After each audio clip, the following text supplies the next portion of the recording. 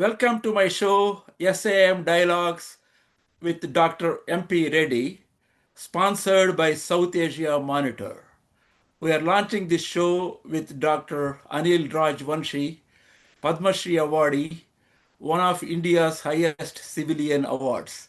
We are very fortunate and honored to have the debut of this show with Dr. Rajvanshi.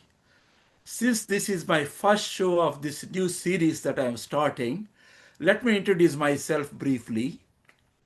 I am Meda Parameswara Reddy. People call me MP Reddy. After obtaining my PhD from Indian Institute of Science, Bangalore, I did fellowship in Johns Hopkins University in USA. I later joined medical diagnostics industry. There, my inventions resulted in 30 US patents. I finally retired as a director of research and development. Recently, I have become very passionate about writing and publishing articles. I published more than 30 articles, many of them in South Asia Monitor. I am currently serving on their editorial board. Now, coming to our guest, Dr. Anil Rajvanshi. Dr. Rajvanshi is currently the director of the NIMCAR Agricultural Research Institute. As I mentioned earlier, he is a recipient of the prestigious Padma Shri Award, as well as many other awards for his pioneering contributions to rural development, renewable energy, and rather unique integration of science and spirituality. Dr. Rajvanshi, welcome to my show, SAM Dialogues with Dr. MP Reddy. Welcome you, Thank you sir. very much. Thank you very much. Okay, good. My very first question for you today is you received engineering degree from IIT Kanpur and then you went on to USA to pursue your PhD there. After that, you taught for a couple of years there and then you made an extraordinary decision to return back to India, which is very uncommon. There is a kind of, I would say, reverse brain drain moving from USA back to India, particularly to serve rural India. Please tell me what kind of thought process went through your mind back in 1981 to make that unusual but incredible decision. Well, the only thing I can think of, and I have thought a lot about it, and I've given a lot of lectures all over the world, is just madness and arrogance. If I had an iota of intelligence, like all of you, millions of Indians who went to America who never came back, I would have also not come back. The madness was there that with my work that I did under a very great pioneer in solar energy in University of Florida, I will come and help India, and the arrogance that I will change India. Now, what a stupid idea that was, because great people, this India is a very ancient civilization, and great people have never been able to change it. And who was I, a small fry, to think about that? But that arrogance is what made me come back. And India, an ancient civilization, could not be changed, but it changed me. And that was, to my mind, the best thing that happened to me. It detoxified Anil Rajvanshi. It brought him down. It showed me that by living and working in rural India, the situation is very difficult. The things are very difficult to change. But it taught me humility, simplicity, and brought back the spiritual traditions of the great country. So this was my story. And naturally, my father had gone to jail with Gandhiji. I'm sure it had a tremendous impact on me, because somehow I was attached to the story of India. And I felt that if by whatever little bit I can help the country, I had no great desire to, change anything. I just wanted to do something meaningful in my life. And I thought, why not start? Naturally, I was inspired by Gandhiji's example of coming to rural India and going around and seeing how to change it. So that was probably the reason why I came. Now, once having come there, I tried to look at the problems. And as an engineer, I said, this is a challenge. And can I do something to solve that challenge? And so that is how I started my journey in 1981. The situation was very tough. Fulton was a place where to make a phone call, long distance phone call. A lot Yes, of times I would hop on the bus, go to Pune, which is a 4 hour journey, and yes, make phone call. So it yeah. was not very easy. I know what you mean. Yeah, yeah. I can relate to that easily. Uh, Yes, that's right. so, We are so that was approximately of similar generation, similar age, so I know exactly what you are talking about. the main thing. But the janoon means passion, was such that it took away all the pinpricks because the desire was to solve the problem. The Yes, desire was not, but you see, if I would have been an intelligent IITian, I would have thought three times where my career is going. yes. Career never came into the picture because the only thing that mattered was how to solve the problem that I see in front of me. And once Very. that junoon and that passion comes, then everything else becomes secondary. And that is exactly what yoga is. Oh, When okay. you Oh, okay. One. when you focus on something very deeply, then everything vanishes. Okay, we are going to come back to that in a little later segment. Okay, please bear with me. Yeah, I know we are going to talk about spirituality and all again. Okay, and let me move on to your substantial and pioneering work you did. That was the development of electric rickshaws, and you thought about that all the way back in 1990s. Okay, now there are, my understanding is about 2.5 million e-rickshaws navigating Indian roads, and the government of India is actively pursuing to reduce severe urban pollution in India. How did you come up with that incredible idea way back around 1990s, and then what did you do, how did you do to manage to implement it, take the idea all the way to implementation, which is not an easy thing at all. Uh, you see, as an engineer, the most important thing that I have always felt is that we engineers are supposed to solve problems. Yes. I come from Lucknow, and when I was young, the only mode of transport in Lucknow was rickshaw. Yes. And I used to ride the rickshaw quite often. Yes. And anytime there was a slope, I was very pained to see this rickshaw puller get down from the rickshaw Yes. and just get on his foot and push me. And a lot of times I would get down and also push the rickshaw. And I felt what a inhuman thing was Yes. that another human being is carrying your weight on his shoulders, so-called shoulders.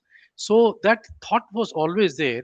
When I went to IIT Kanpur, it was very strange that the Americans, IIT Kanpur was funded by America, as Yes. you know, and all the American professors and other people, and they never told us to redesign the rickshaw Oh. because we were told to redesign to work on the design of the Apollo aircraft Yes. of the craft sending to the moon, and That's right. we are so away from the reality. So that thought always remained. And when I came back and I said, as an engineer, because I had already was looking at so many other things in renewable energy, what can I do Yes. to improve this rickshaw? So the first thing that I did was to interview maybe thousands of rickshaw pullers Wow. Wow. in Lucknow, in Allahabad, in Hyderabad, in so many places where rickshaws were being pulled, and I wanted to get an idea on what uh, is required, what are their problems, and I don't think anybody had done this study. In fact, this became a pioneering study on the whole issue of rickshaw pullers. Okay. And in 1996, I published that study, and Yes. it has been quoted all over the world. And then said, I asked them. They always told me that if the rickshaw could be motorized, Yes. then it can help. Yes. Naturally, in those times, the motor available was a small IC engine, and Yes. it produced a lot of noise and etc. So I said, can we do something with electric motor? And Yes. in 1990, I had gone to United States, Uh-huh. to present a paper in IEEE conference, Oh, and there okay. I met a very famous person. Uh, I forget his name. He was in Boeing, and he was a very distinguished professor. And he says, "I'm working on electric motors for electric cycles."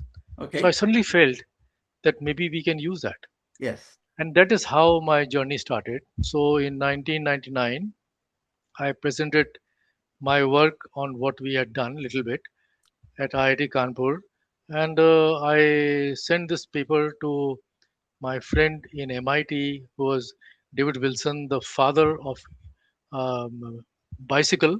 He has written a classic book on the science of cycle, and he liked it so much, so he put it on his journal as a cover story, Wow. and then the whole thing started.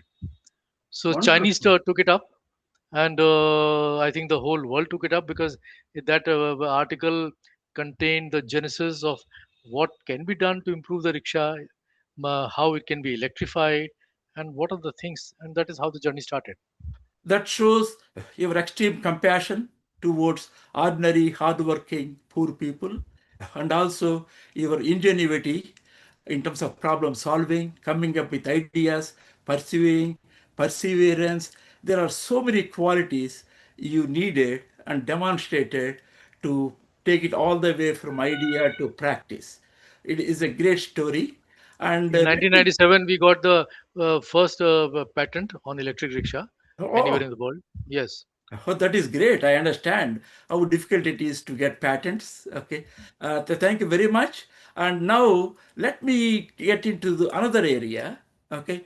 Where you did pioneering. and Dr. Adi, just a minute, and Please. the same focus, Yes. because you see, the I'm a mechanical engineer, Yes. and I believe that engineering is the training of the mind. Yes. And once you are a PhD, you should be able to tackle any problem in the world. That is So true. and that is how my life has been. So I did not know anything about electrical engineering, but Yes. I mastered as much as possible the whole knowledge of electric motors, You the know one battery. thing? You know one Ah, thing I always tell people PhD means Doctor of Philosophy, yes. not Doctor of Mechanical Engineering or Electrical Engineering or Biology, right? So then I found out there were so many problems in the electric motors. There's so many problems in everything because there were this electric rickshaw required electric motor, batteries, and the controller. And so all these things I got it developed in Pune because Okay. I believed that we should have the complete Indian product. And this is in 1997. Yes. And today there are all these rickshaws, and most of the things are imported from China, and which I feel very bad because we as a country can do a lot of these things in house.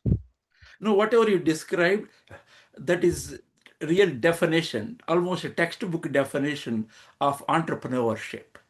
You did whatever you needed in terms of learning and interacting with people to find out their requirements and come up Social with entrepreneurship, social entrepreneurship. that is a better way of description. That is, yeah. The lot of people told me that I was probably the first social entrepreneur in India. I completely agree with whoever told you that. Okay, I second whatever they say clearly. I am Okay. glad I am able to talk to you, and you are sharing that with South Asia Monitor audience about that. And since we are little limited time, okay, I'm sorry. Let us move on to another very important area you pioneered, that is water purification for rural households. There, you published many papers in that area, and your technology, I understand, is very simple, relatively. That is what is important to make it practical. It involves, it looks like simple filtration, rainwater harvesting, and low cost solar water purifiers. Please tell us briefly about that and where it stands right now. When I came in 1981, the quality of water, drinking water, was very poor in our institute. And I said, what can we do with solar energy?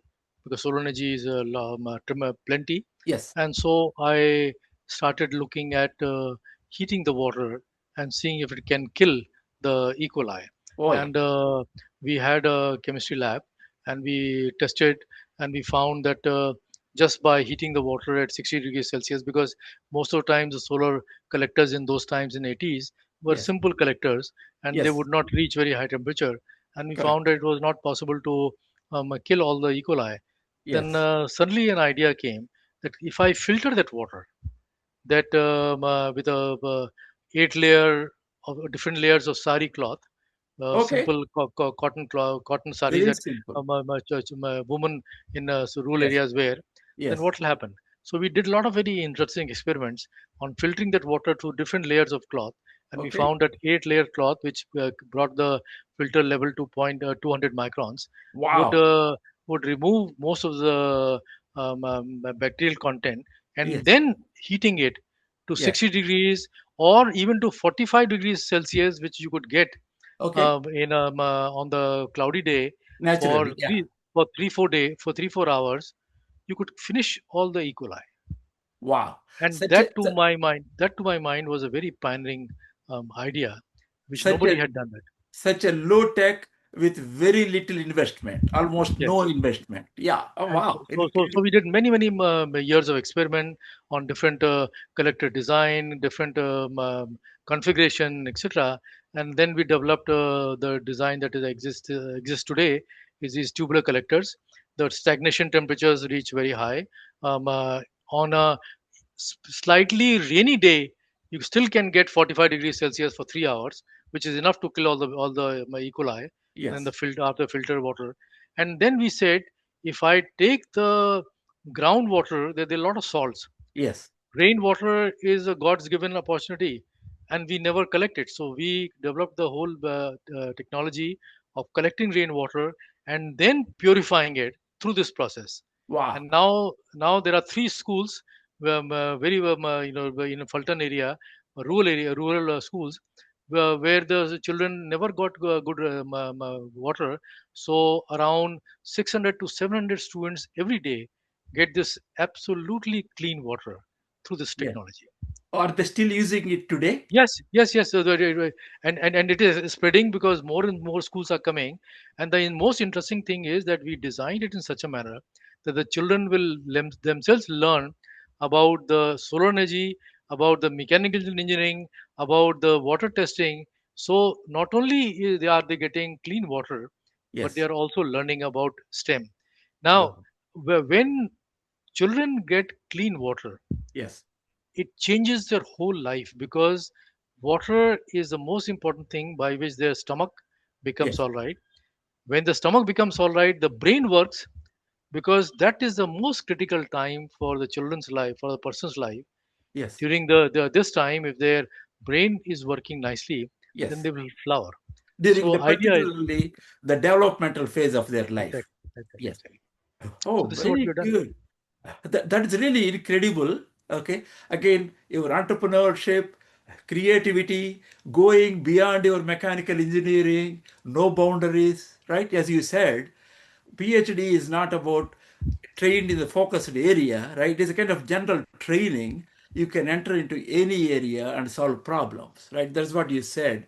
You are a problem solver, basically. Now let us shift gears to a completely different area. It looks like your favorite topic, that is spiritual engineering, okay, spirituality. You called yourself a spiritual engineer, okay? And then in 2002, you came up with a very intriguing concept. I would say, as a chemist with my background, I call it an equation, that is spirituality plus technology equals sustainability and happiness. Please tell me about that, how you think that is going to be useful to the world. And yeah, I would let you express your And thought. you see, through my life, whatever I have written are all the experiences of my life. I don't write about what I read, etc. And I found out that when you think very deeply, and which is basically like yoga, on anything, then you start looking at things from a very different perspective, and efficiency comes as a most important output, Yes, because ultimately the whole world runs on energy. yes, And if you think very deeply, then you would like to see how you can utilize that energy very efficiently. yes, And when you start thinking about that, then it also comes to your own example and your own life. Yes. And I felt that if I can do this through this, and that is why I call it spirituality, because spirituality means thinking very deeply about anything. Spirituality is nothing to do with lumbo jumbo or all these gurus teach about. Spirituality is nothing else but going deeper into inside yourself and also looking at any problem very deeply. And that is why I think that all great scientists were spiritual in nature. Yes. So when you do that, then you realize that when with spirituality, it reduces your greed for resources and materials. And when you use the high technology, then you do everything very efficiently. And Yes. that is leads to sustainability and happiness. Because when you are sustainable, and I have lived my life for the last 40-45 years in a very sustainable manner, and it is written up in I have a lot of articles on that, how I live, and rainwater harvesting and all these things. And it is not a harsh life. I don't think Americans can live like that, because they are very, very consumer of energy and a lot of greed. So in fact, for all of you Indians also who live in America, this is something, a challenge. And see how you can put that dharma in your own life. And so the main thing is how can we live efficiently and not living in a poverty or anything, but living in a very meaningful life. And that is what I have done. And I think this should be the paradigm of development, not only for India but for the rest of the world.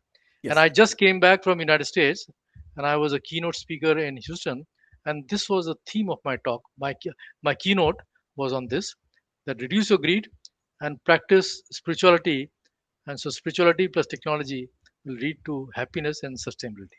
Dr. Rajvanshi, that is a nice segue into my next question. Okay, you have written a wonderful book that is entitled "Deep Science in Ancient Indian Philosophical Thought." Okay, so you already started talking about that, so you may as well talk. Yeah, so this is my eighth book.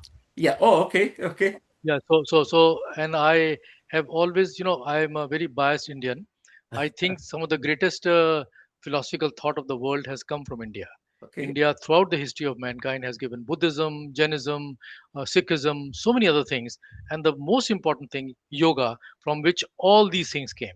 Yes. And when I started looking from my scientific point of view, all these ancient books, I realized that these are great gems of science and technology, and it has never been looked from that point of view. It Yes. is always through the other things, and because the people who were interpreting it were not scientists. So when I started looking it from the science, I realized that how great science is was embedded into it.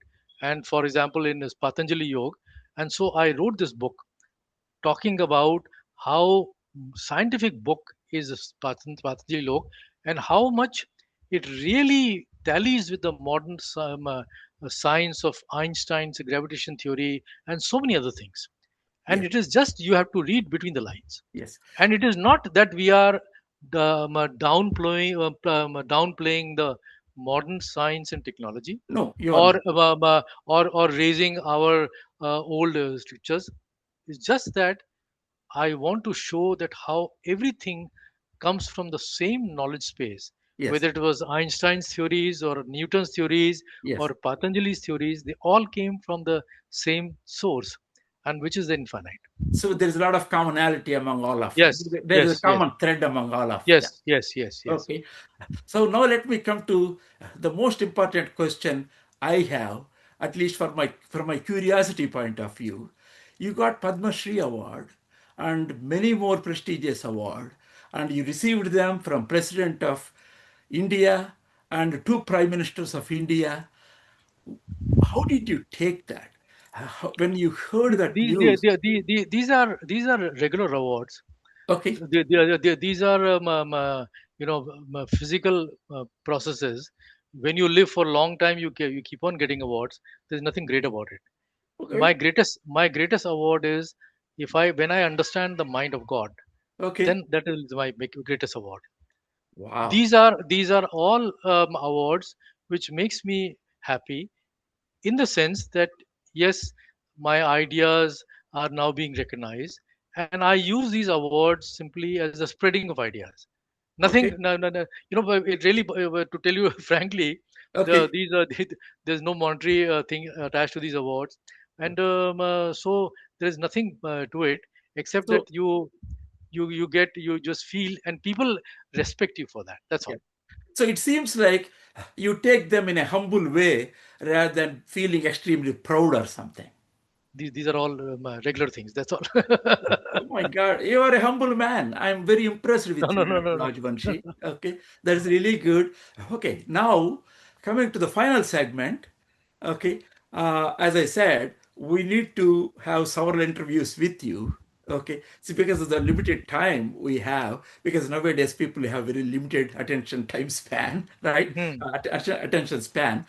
So please tell, are there anything you want to tell to South Asia Monitor viewers, particularly young generations?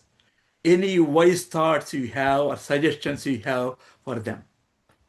Well, the most important thing for youngsters is to focus. Yes. When you make your mind very powerful, then you can Yes. focus on anything, and you'll create wonderful solutions. Today, the attention deficit syndrome is so much, Yes. and so my only, and this is what the my talk I give to all IITs and all the students, that please focus, because at when you are young, you have a tremendous, very powerful brain, and if you can make that brain focus on things, concentrate on things which can help, like by reading and not spending time on your mobile, then you will become a great human being. And what you do with your life will come from that simple thing, because when you become a very focused human being with a powerful brain, then wherever you want to apply that brain, you'll do wonderful things. So my advice to youngsters and to everybody else is to become a very focused human being.